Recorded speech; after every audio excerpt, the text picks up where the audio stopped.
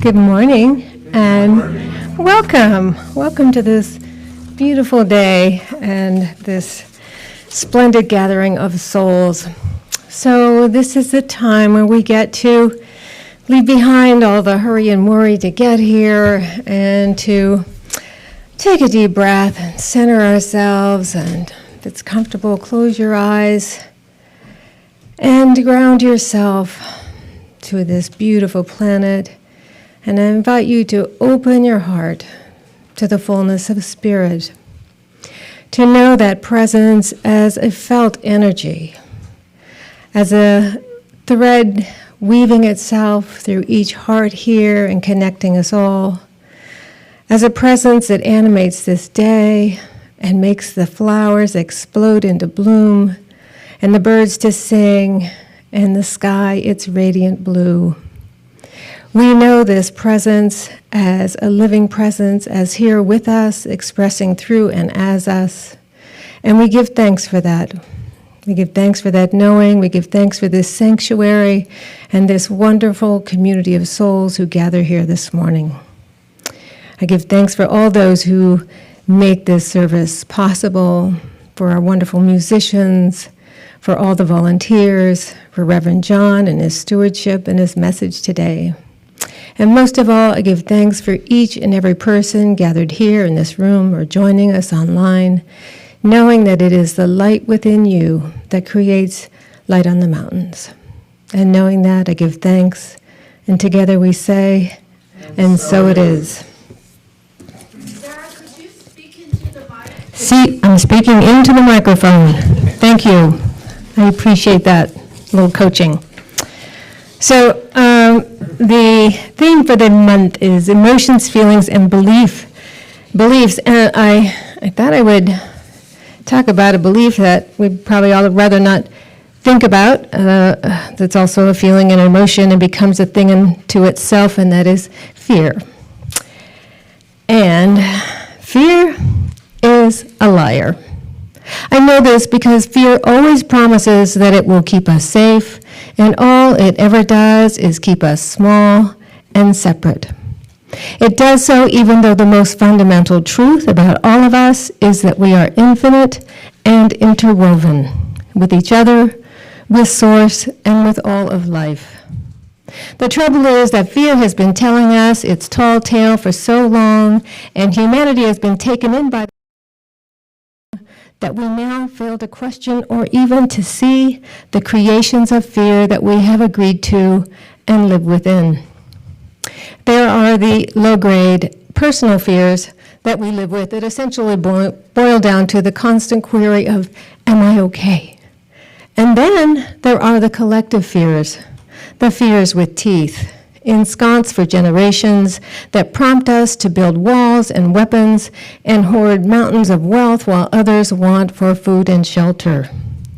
Those fears, the institutionalized fears, are so baked into our idea of normal that we largely don't question their existence.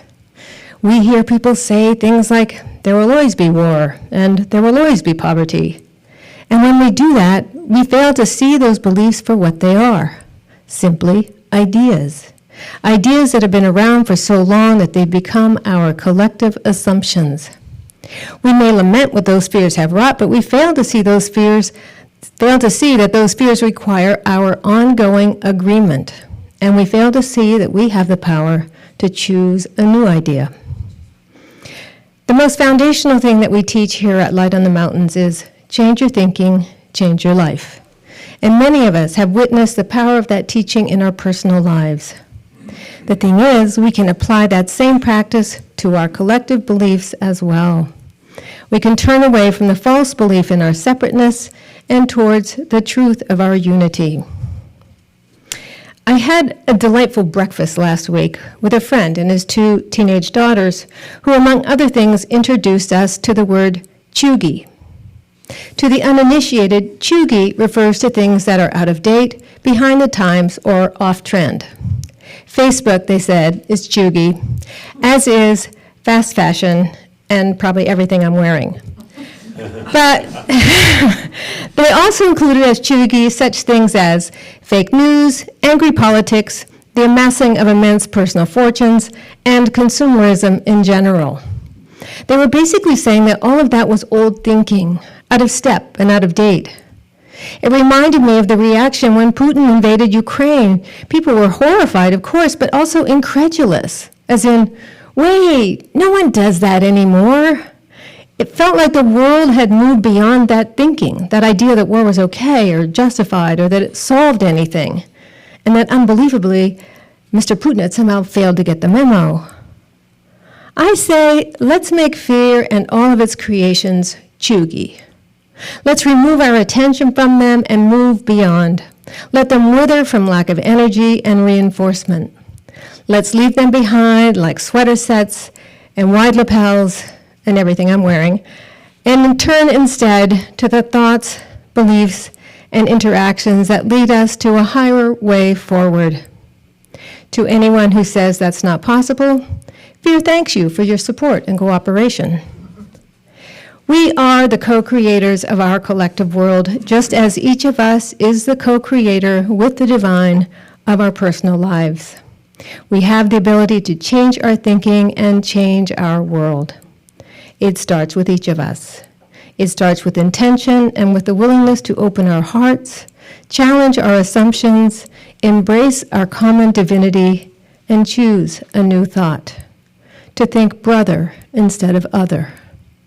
When we do that, we can create a world that works for everyone. A world made sacred by the recognition and celebration of its inherent sacredness. May we finally see what has always been and declare it so. And so it is. So, thank you. And we have an affirmation that we get to say together that kind of goes with all of this. And it's in your insert. Looks like this. Typed in red. I know we got a lot of inserts today, so I'll give you a second to find the right one. And it says, affirmation for May. People have it. I still see people turning pieces of paper over, so got it? Okay, we got it. Let's say it together. I am a healing presence that recognizes love, wholeness, and perfection in all people and circumstances. And now we get to listen to our fabulous musicians, RL and Max. Thank you. Thank you. Thank you, RL. Thank you, Max. Good morning, everybody. Is spring going to stick this time? We've had 2 snowy Sundays within the last month, so I don't know where I'm putting my money yet. So to show you how non-chubby I am, except for my clothes, my favorite, or at least in social media, my favorite these days is TikTok. Does anyone do TikTok? We're usually, I think most of us of an age that you're thinking, tick what? It is so fun. So let me tell you the premise of this.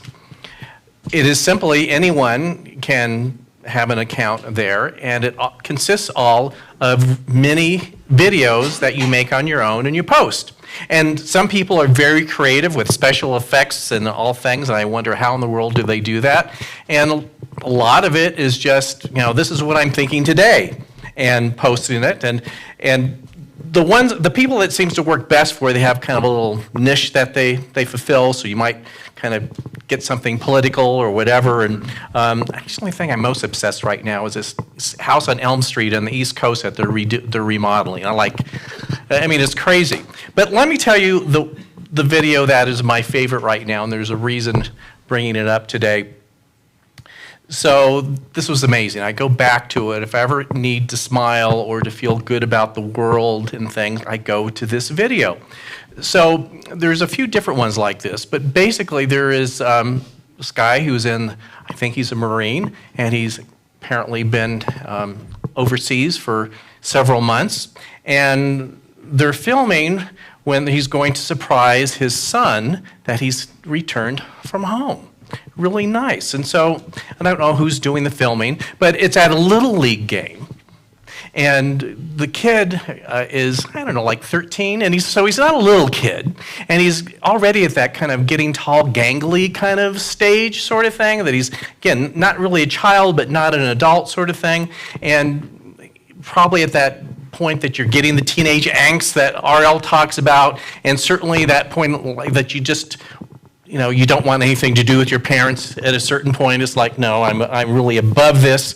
But so this is the video. This dad in full uniform comes and just walks on, behind the home plate, and his kid sees him, and literally the kid drops his bat and everything else, and he runs up and to his dad, jumps on him and like wraps his legs around him, and is just sobbing with tears because he's so happy to see his dad. And again, at that kind of age, it looks like that's like the not cool thing to do anymore. But the reason why I talk about this today, I want to talk about what is it you're for, and what is your vision for your life.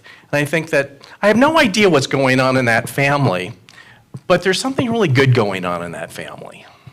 That I'm sure they've got challenges, and gosh, the dad had been away for how long, but there's something really healthy there, that there was such joy and love in that moment that, again, if you're having a low point, watch this video. I mean, you can't help but feel uplifted and say that, I don't know what they have, but I want some of it. That it could show up differently in my life, but when we look at relationships and family and whether you have kids or not kids, that there's something in there that is so touching. Say there is a higher aspect in there that I don't care how that would show up physically in my life, but I want that. And so talking about vision, in a sense, that's what that is. Vision is a word that I think has become so used and overused that I think we have forgotten what it actually is.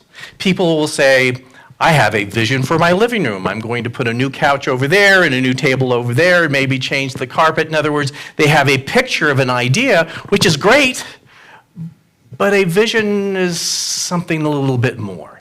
It is your driving force of why you are doing what you're doing. It's a realization that the physical things in your life can change, but vision is, what is the driving purpose and idea that gets me out of bed in the morning to do what I seek to do?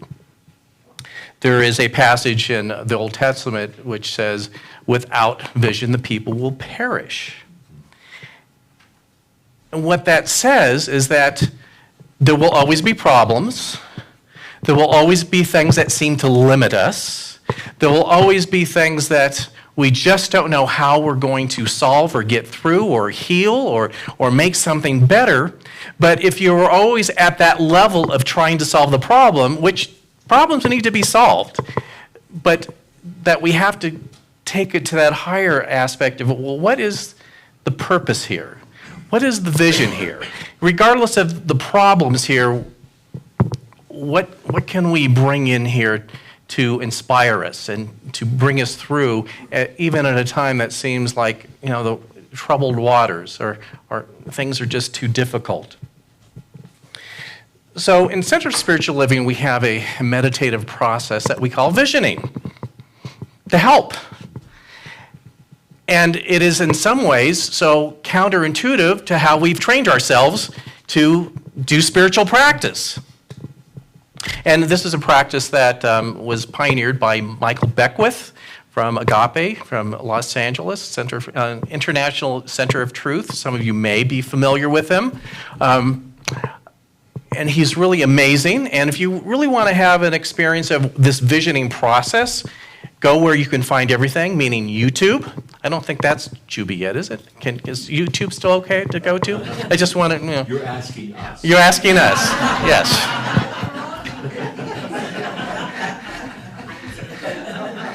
Yeah, so, it'll be like all of us here today going to have a diversity day. It's like us, we need to bring in that, as opposed to thinking we can figure it out. But you can still find everything on YouTube, even if you don't want to admit it. Look at Michael Beckwith and visioning. There are and I bring these into my class, in Foundations class. There's a 15-minute version and a 30-minute version. And he's really very inspirational. And this is why it's different from anything that you've done before if you're not familiar with this process. So with prayer or spiritual practice, we have been pretty much trained to figure out what you want and come up with an inventive way to ask for it. Depending on how you were raised would determine the inventive way that you are supposed to ask for it, and it may involve pleading, begging, bargaining, any sort of things. When you're really in dire straits, just I'll never eat Twinkies again if you bring this to me, sort of thing. And I don't know if that's ever really worked. And even in more metaphysics, there's this idea of, ask and you shall receive. Get a really clear visualization, not vision, visualization of what it is you want to invite into your life and hopefully to attract it in there. But the question is, why would you want to attract it into your life? What is the underlying purpose or driving force of why it should be into your life? So visioning starts with purpose and then allows the things that support that purpose to come in afterwards. As opposed to us, we get so, like, oh, I want this thing or this type of thing, that we forget to ask purpose. Haven't we all at some point, we worked really hard to get something and we got it and it's like, well, that's nice. So what's the next thing that I want, so to speak? So what's the purpose? So let's look at this idea of visioning. So the reason why this is so counterintuitive to us, especially as Westerners, as opposed to begging, pleading, and bargaining, is that in a meditative state, it is, instead of saying, this is what I want, it's saying, or actually we're saying, Spirit, God, universe, what's your suggestion? And if you watch the video, Michael will bring you through this whole process of just saying things like open-ended questions. What is Spirit's highest vision or idea for my life? And be with that for a period of time. In fact, when you actually go through that meditative procedure, that is just a starting point. So again, as Westerners, we think, okay, so if I ask that question in a prayerful, meditative state, so in 5 minutes I'll get the answer, and then I can get what I want? So again, we try to work the system a little bit. It starts a process which can take a while, because it gets the energetic and creative juices going, to really refocus to, what is it that drives my life? What are the larger ideas that I would like to embrace that can guide my life? What are these larger ideas that will bring a greater level of authenticity into how I operate? And so in that process, again, you'll just start and ask again, what is the highest vision for my life? So again, if anything that you have right now, is there something you're trying to solve in your life right now? There's always something to solve, isn't there?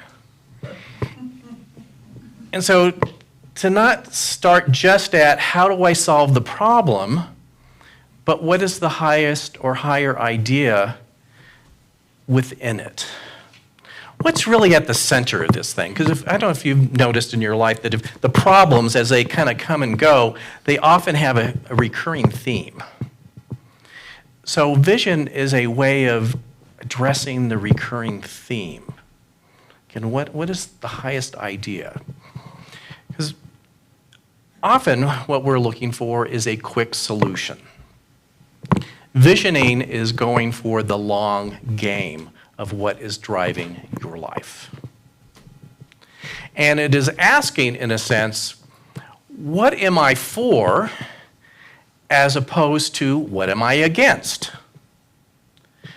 Often in our lives of trying to solve our lives and to solve the problems of the world, the problem is so glaring at us that we know that we need to solve the problem. And I said, I'm not saying we don't need to solve problems, but it can have us, just as Sarah was saying, focus so much on the fear and anxiety of what's going on that we don't see anything above and beyond it. That we can so often be, again, at that level of the problem that as we seemingly solve that problem, there's just a new problem that seems to come up that has the same issues within it in some way. So I'm never saying that on the physical world that we don't have things that we need to solve, that we don't have things in our world, in our government, that we have to figure out. But especially even on the level of government, when you look at our country was based on a higher vision of freedom. When we focus on that, we have a way of working through some of these problems. When we focus on the level of the problem and the people that we think are in the way in those problems, we never get anywhere. We always do well as a country when we go back to what is our larger vision of who we are, and we do worse when we digress into the problem and the people we think are causing that problem. So when we look at the world today, there are a lot of problems. And it can be easy to say, well, that vision stuff is really great to talk about when things are going good, but we have some real problems right now. We have to solve the problems. Look on the news, there's lots of problems that need to be solved. But if you look how some things are being dealt with successfully, it really gets back to a higher vision. So when we look at something like Ukraine, I mean, there's so many difficult issues in there. But I would say that from what I am seeing is that the Ukrainians are focused on vision. In fact, I have a little thing that the president of Ukraine, in a speech he gave the other day on, I think it was May 9th, which is a day that they commemorate the end of World War II. And he says, Ukrainians are fighting, he said, for our freedom, for our independence, so that the victory of our ancestors was not in vain. They fought for freedom for us and won. We are fighting for freedom for our children, and therefore we will win. And very soon there will be 2 victory days in Ukraine. So when you look at the verbiage coming out of there, and again, there's no one person is perfect or completely in vision or not in the problem, but whenever I hear someone from that part of the world talk, it's about the vision of freedom and self-determination. Not so much about, and yes, there's plenty of problems. They're being bombed and missiled and all sorts of things, and those issues need to be dealt with and solved. But I think the reason why they appear to be in a better position right now is because they're coming from a sense of a higher vision of what they want for their people. And as you do that, it's interesting how what you need has a way of being attracted to you.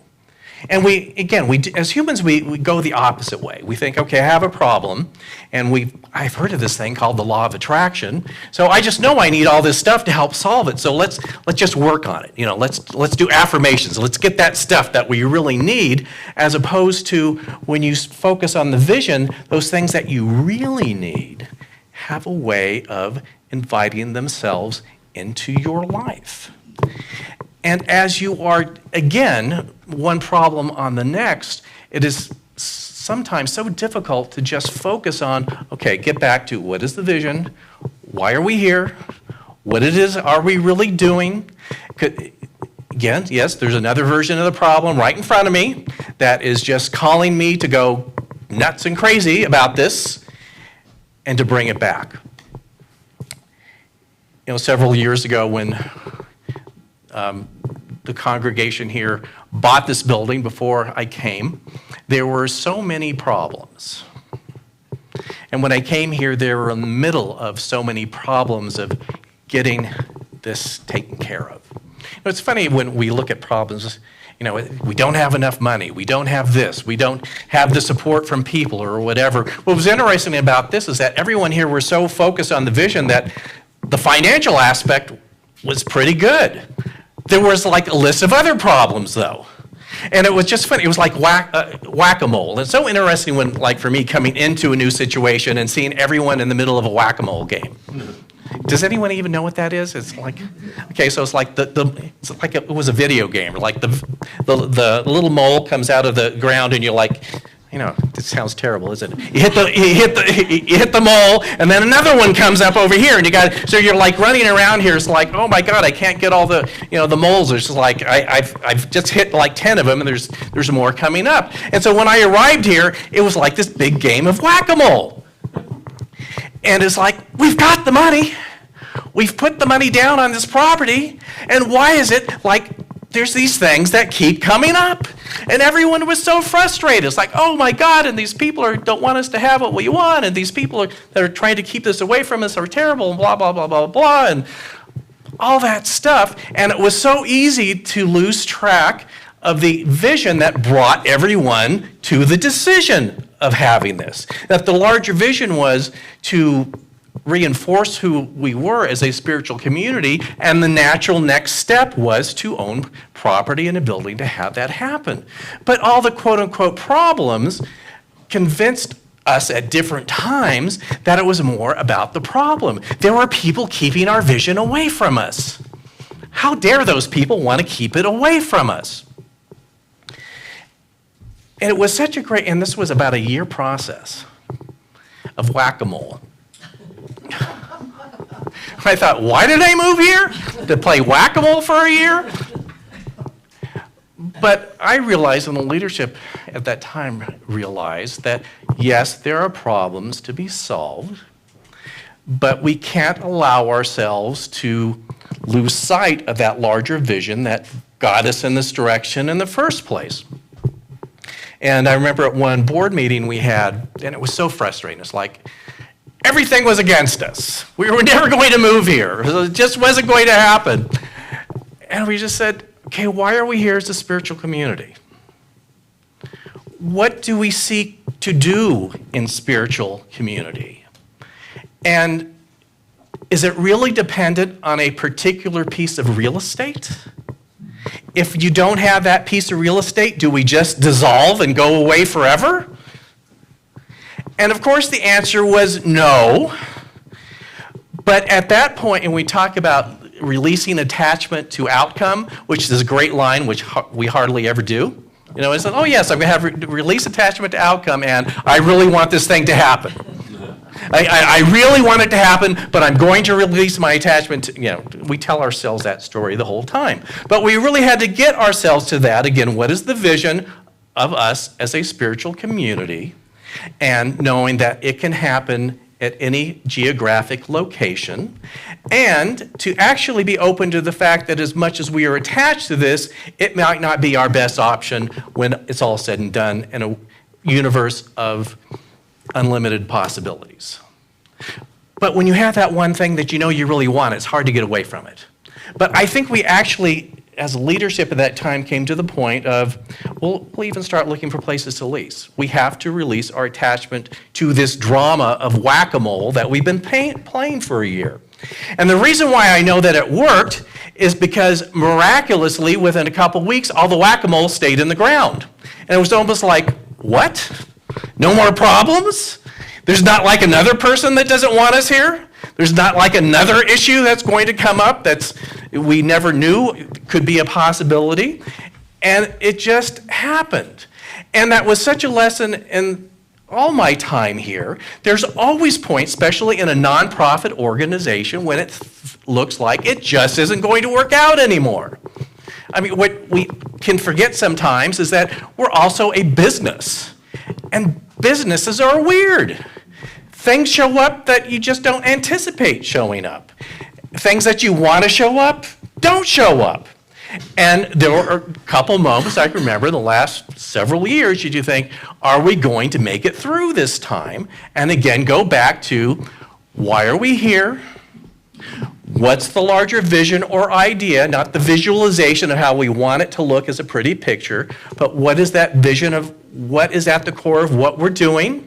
And to know that we can always do that core regardless of how things are moving around on the chessboard here of life, to always go back to that. So again, to ask ourselves, what are we for, as opposed to what are we against or troubled by? That's the important thing. You know, I have a little bit to read here from Ernest Holmes. Has this often quoted Sermon by the Sea, that a speech he gave in Pacific Grove, California, 1959. That's outdated, isn't it? But he talks about, show me people who want something as opposed that are against something. And just a little excerpt from here. It says, find me one person who is for something and against nothing, who does not condemn others out of the burden of their soul, and I will have found an exalted human being. Find me one person who no longer has any fear of the universe, or of God, or of humankind, or anything else, and you will have brought me to someone whose presence we may sit, and fear shall vanish as clouds before the sunlight. Find me someone who has given all they have in love, and I will have found the lover of my soul. Is that not true? Why? Because they will have revealed to me the nature of God and proved to me the possibility of all human souls. Now you say, that sounds lovely, doesn't it? But how does that really work out in the quote-unquote real world? How do I get to be that one person when there are so many problems here to solve? It's like, this is pretty when everything has been solved, but how do I do it now? I found a great little story that I put in my blog this week that shows me how you can find one person. A story out of Ukraine. Again, Ukraine is a mess. How do you survive out of this? How do you come out of this hole? How do these quote-unquote problems get solved? And this is really amazing. It says, a Ukrainian man hiding in Mariupol bomb shelter spotted a car with the keys in the ignition. He gathered his family in the car and drove to a relatively safer town close by. While driving, he found a phone number in the glove compartment and called the car's owner. I'm sorry, I stole your car. I was saving my family. The man on the other end of the call replied, thank God, don't worry. I have 4 cars. I took my family out in my SUV and refueled my other cars and left them in different places with the keys in the car and phone numbers in the glove compartment. From all 4 cars, I received a call back. Once there's peace, I hope we'll see you there again. So I just think, to have the presence of mind to say that I need to save my family, but there's other families that need to be saved. He had resources that he could share. Now, it would be very easy to be cynical and say, yeah, well, the cars will get bombed, or who knows what will happen to them. But, talk about a larger sense of vision, saying, I'm going to fuel and park these cars and know that something amazing can happen. That if even one of those 3 cars can be used to help save another family, I'm good with that. And to be that, as they show me one person in a war. I mean, in that kind of situation, to have the presence of mind to think that there is a larger thing and idea that we are seeking here. That's why I believe they're going to eventually prevail. When you have people like that to say, oh, it's not just about me, it's about everyone else, and I've got this much that I can use to help. And to do it. And of course, what was great is that he got recognition and them calling it, but he could have never been called. And so to be that one person is to live by that higher vision and know that you may not even get not only just recognition, but even proof that it did what you had hoped? So that's what living by vision is. You just do it anyway. And you know that it has an effect somewhere, somehow, whether you get word of it or not. And I think that's, in effect, what is saving our world right now. I hate to sound in such dire things, of people having a higher vision and knowing that there is something greater at the core that we can aspire to. And that will rule the day. So let's just take this within for a moment. And so first, let's just recognize the presence of Spirit right here, right where we are. That it is in all things, even in what we label as problems. And as we open ourselves up to that fact, we listen to that presence, listen to that guidance, and are led to the larger ideas that drive our life. In many different ways, we pose the question now often, what is Spirit's highest intention for my life? We let it be our mantra. In any moment that seems difficult or stressful, we come back to this. What is Spirit's highest vision for my life right now? And we allow it to be a way of life, not just a meditative process, but a way of life. And so we give thanks for that. We give thanks for that even if we're not clear on what that vision will bring in. We give thanks. And as we give thanks, we take this commitment, this idea, this affirmation, and simply release it. We release our attachment to outcome or how it's supposed to show up physically. We just release it knowing that it will show up in its most perfect form. And so it is.